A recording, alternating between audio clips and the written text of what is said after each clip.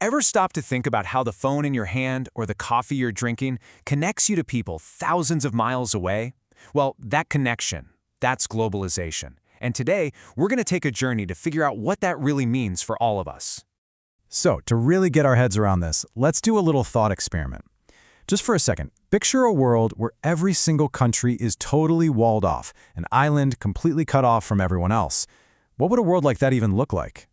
I mean, in that world, forget about instant messaging or video calls. And trade, it would basically grind to a halt. Every idea, every invention, every song would just stay put. Sounds kind of boring, right? A little bit limited. But of course, that's not the world we live in. Over time, things started to shift. Those walls of isolation began to crumble. Traders and explorers started crossing borders, and they didn't just bring stuff with them. They brought a wave of new tech, new ideas, and incredible new opportunities. And that, right there, is the beginning of our story. Okay, so what is globalization, really? Well, it's way more than just buying and selling things. The best way to think about it is as a process where the entire world gets more and more interconnected.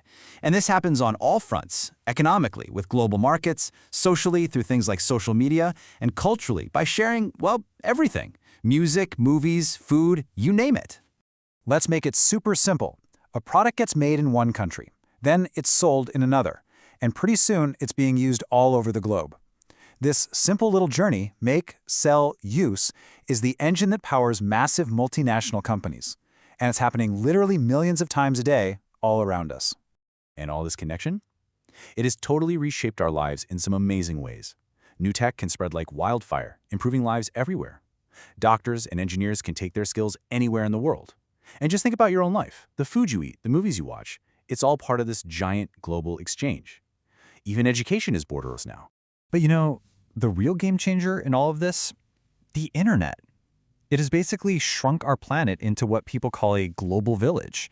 Suddenly, distance just doesn't matter as much. It's connected billions of us in ways that would have sounded like pure science fiction just a few decades ago. It's a huge shift in how we experience the world. So far, this all sounds pretty fantastic, a story of pure progress and connection. But, like with any big change, there's always another side to the story. Globalization has its own set of pretty tough challenges too. And one of the biggest challenges is just intense competition. Think about it. When a giant global company can open up shop anywhere, it puts a ton of pressure on the small local businesses that have been around for generations. It's really, really hard for them to compete with the sheer size and resources of those big players. And that really gets to the heart of it. Globalization opens up all these incredible doors for new opportunities, for growth, for connection. But at the exact same time, it dials up the competition to a whole new level. For a lot of people and businesses, it's this constant balancing act. But when you kind of zoom out and look at the whole picture, one thing becomes crystal clear. We live in a world today where distance just doesn't mean what it used to. And that's really the key takeaway here. For all its complexities, for all its challenges, the ultimate result of globalization is a world that's woven together much more tightly. One single, deeply interconnected global community. But this journey? Oh, it is far from over. Our global village is getting more connected every single day.